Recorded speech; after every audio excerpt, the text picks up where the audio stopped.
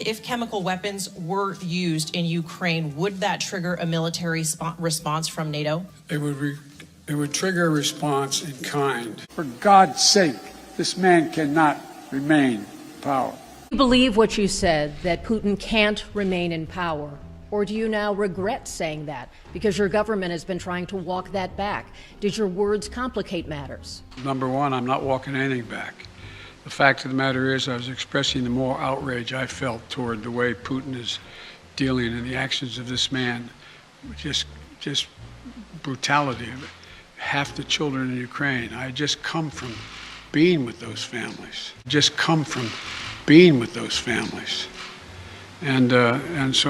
I want to make it clear, I wasn't then, nor am I now, articulating a policy change.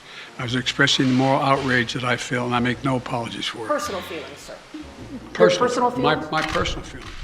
When you say that you're not walking anything back, you do feel that Vladimir Putin should be removed from power? Is that what you're saying? No, what I was expressing, just what I said. I was expressing the moral outrage I felt towards this man. I wasn't articulating a policy change. You know, that other governments have suggested that this is a problem, I'm escalating things.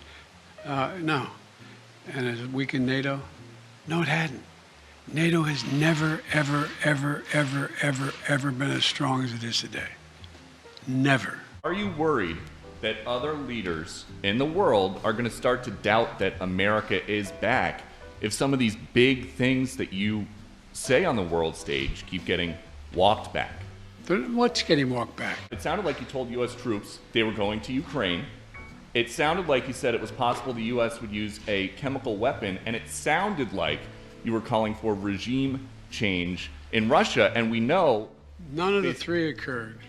None of the three occurred? None of the three. Are you worried that other leaders in the world are going to start to doubt that America is back if some of these big things that you say on the world stage keep getting walked back? What's getting walked back? President? You interpret the language that way. I was talking to the troops. We're talking about helping train the troops that are the Ukrainian troops that are in Poland. That's what the context. I sat there with those guys for a couple hours. That's what we talked about. You're going to see when you're there, some of you have been there, you're going to see women, young people standing in the middle of front of a damn tank, just saying, I'm not leaving. I'm holding my ground. We do not have U.S. troops currently training Ukrainians. We do not have U.S. troops on the territory of Ukraine. The president said while he was in Europe that we are training Ukrainian forces in Poland. Is that accurate? At this time, is that the time setting of the statement? That's what the president said. Jake Sullivan said we are not. I'm just trying to figure out if we are or are not.